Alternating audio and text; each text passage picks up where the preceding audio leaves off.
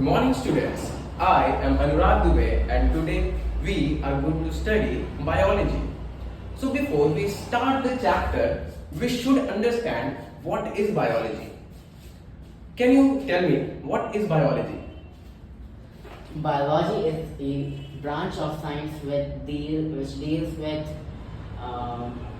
living beings. Exactly. Sit down. Thank you so much. Okay, तो मैं बता दूं कि जैसे कि as per the name suggests, biology, it is consist of two terms, bio and logy. Both of them means something. Biology.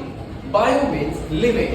Whenever we say, for example, biosphere, you know what is a sphere? क्या होता है sphere? जब हम लोग अर्थ की बात करते हैं, in fact, Earth is said to be a sphere. It is a 3D model of circle. ठीक है? अब ये जो sphere है ना वो, इसको दो पार्ट में बांटा गया और हम लोग उसी को हम हेमिस्फीयर का नाम देते थे. हेमिस्फीयर याद है? Northern hemisphere and southern hemisphere. ठीक है? उसी तरीके से जो इस स्फीयर यानी कि अर्थ का लिविंग वाला कंसिस्ट है, जो भी कॉन्स्टिट्यूट है लिविंग पार्ट, ठीक है, उसको हम लोग कहते थे बायोस्फीयर. याद आया? जब हम लोग लिथोस्फीयर, बायोस्फीयर ये सब पढ़ते थे तो जियोग्राफी में. उसी तरीके से यहां से बायो का मतलब समझ आता है कि क्या है? Living. Logy means study. So we can say that biology is the branch of science which deals with the study of living organisms. Okay? तो बायोलॉजी का मतलब क्लियर है. उसके बाद बाबू बहुत सिंपल बेसिक से बताते हैं. जब हम लोग बहुत छोटे थे, 6th क्लास में थे, तो उस समय हम लोग सबसे पहली बार बायोलॉजी, जब सबसे पहली बार आईसीएसई बोर्ड में डिवाइड होता है 7th में, उसके थोड़ा पहले 1 साल पहले 6th में क्या पढ़ाता है? सेल क्या होता है, टाइप्स ऑफ सेल क्या होते हैं, ग्रुप ऑफ सेल क्या बनाता है, इस तरीके से. आगे गए 7th क्लास में. 7th क्लास में क्या पढ़े? सेल का पूरा टाइप्स ऑफ सेल पढ़ लिया. ये रहा प्लांट सेल, ये रहा एनिमल सेल. दोनों के बीच में डिफरेंस पढ़ा. अलग अलग टाइप के शेप अलग पढ़े, स्ट्रक्चर अलग पढ़े, अलग फंक्शंस पढ़ा सेल का, पढ़ा ना, अलग साइज पढ़ा, बहुत सारी चीजें पढ़ते हैं. उसके बाद फिर हम लोग बोलते हैं कि जब ये सेल आपस में ग्रुप बनाता है, फिजिकली लिंक होके एक ग्रुप बनाता तो है, टिश्यू बनता है, तो उसको डिफाइन कर देते हैं कि group of physically linked cell which may और may not have similar structure but carries out the same function. समझते हो? कोई परेशानी किसी को? नहीं. ठीक है. अब देखो इसी तरीके से फिर हम लोग टिश्यू का टाइप्स पढ़ते थे. 7th क्लास में पढ़े होगे ना? क्या पढ़े थे कि there are two types of tissues. कितने तरीके के? 2 टाइप, एनिमल और प्लांट. उसके बाद फिर प्लांट पहले पढ़ा, फिर प्लांट के टाइप्स पढ़े कि हाँ ये 2 तरीके में बढ़ते हैं, फिर वो फर्दर बढ़ते हैं. उसी तरीके से एनिमल्स का पढ़ा कि 4 तरीके हैं, उसमें फिर वो 4 तरीके का, वो 2 तरीके का, इस तरीके से पढ़ा था. उसी तरीके से हम लोग पूरा पढ़ते हैं. कैसे? सेल, फिर उसका ग्रुप बना के टिश्यू, उसका ग्रुप बना के बोलो. टिश्यू का ग्रुप बनता है तो फिर ऑर्गन का ग्रुप बनाता है अल्टीमेटली पूरा ऑर्गेनिज्म. हाँ, और ऑर्गेनिज्म जो होता है वो कैसे बनता है? ऑर्गेनिज्म बहुत सारे ऑर्गन सिस्टम बने होते हैं ना. जैसे कि एक सेल है, वो जब बहुत सारे ग्रुप में बना तो एक टिश्यू बना. अब ये जो टिश्यू है, ये जब ग्रुप बनाया तो एक ऑर्गन बना. कोई सा भी ऑर्गन ले लेते हैं. फॉर एग्जांपल एक ऑर्गन की बात करते हैं हार्ट. चलो, क्योंकि वो सेंटर है बॉडी का, तो चलो उसकी बात करते हैं. हार्ट. अब हार्ट जैसे और भी बहुत सारे ऑर्गन्स बने होंगे तब जाके ये पूरा सर्कुलेटरी सिस्टम बना ना.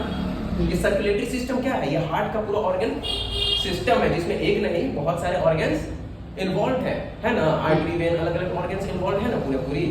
उस तरीके से समझो कि वैसे और बहुत सारे ऑर्गन सिस्टम है कि नहीं बॉडी में, जैसे excretory system, skeletal system, muscular system, बहुत सारे सिस्टम है ना. अब बताओ कि जब ये सारे ऑर्गन सिस्टम बनते हैं तब क्या बनता है? ऑर्गेनिज्म. एक पूरा ऑर्गेनिज्म बन जाता है. बन जाता है ना पूरा ऑर्गेनिज्म. समझ गए? Okay, so that was a short introduction of biology. ठीक है. Now we are going to study the chapter photosynthesis. Chapter 5 that is photosynthesis. ठीक है. बताओ क्या होता है photosynthesis? Photosynthesis is the process in which plants make their. Hindi बोलो ना, पहले हिंदी में बताओ ना थोड़ा सा. फोटोसिंथेसिस एक ऐसा प्रोसेस है, प्रक्रिया है यानी प्रोसेस है. ठीक है.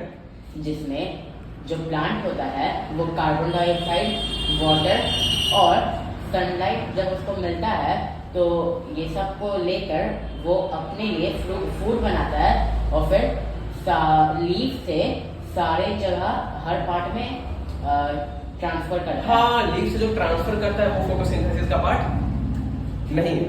फोटोसिंथेसिस का पार्ट जो रोल है वो वहीं खत्म हो जाता है। कहाँ पे?